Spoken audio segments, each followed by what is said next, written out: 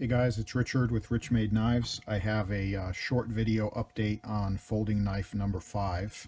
So if you saw my previous video, you know that this is folding knife number 4, which this knife is finished. This was number 4. And the last video, number 5, was in a fairly rough state. So here's number 5.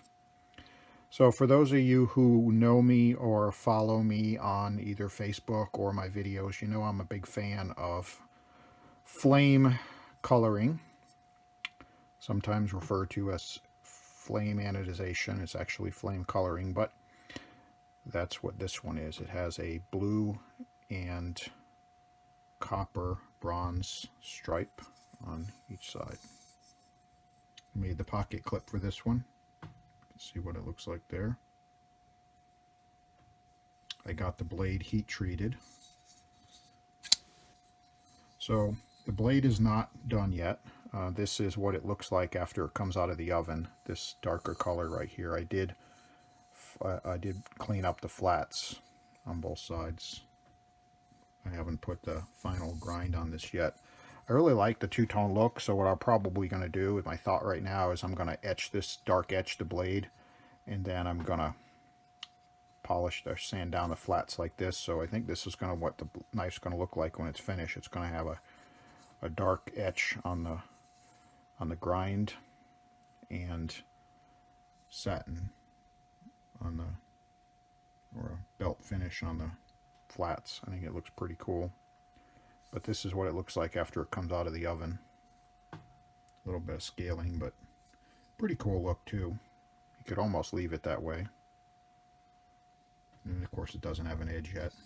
I did contour the flipper tab. I think this one came out pretty cool. It looks kind of like a shark's fin.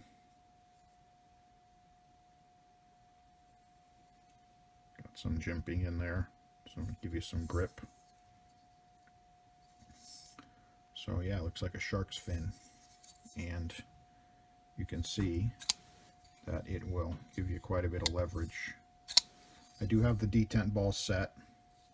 I have not cut the lock bar yet, but it's really close. It's ready to be cut.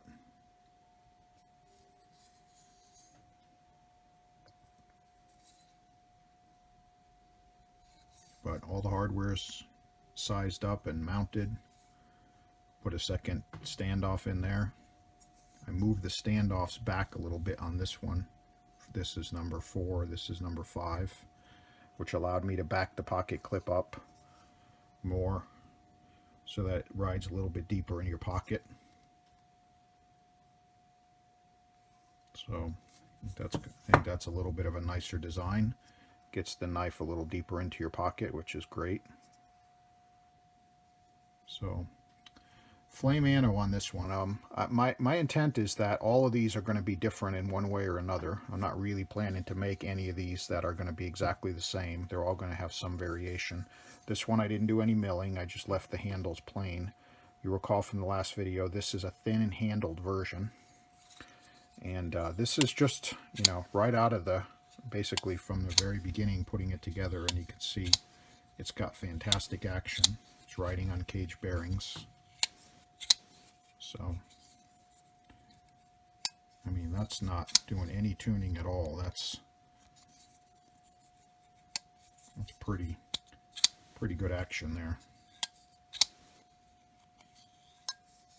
So, what's left to be done? I gotta grind, do a little cleanup grind on the flats here, on those wedges, and then I'm going to dark etch the whole thing and then redo the flats so they're silver, so we'll end up with a two-tone blade like this. And then I got to put an edge on the blade, and then I have to cut the lock face. And that's it. Number 5 is done. So it's pretty close. I would say I've got maybe a couple hours left and it will be finished.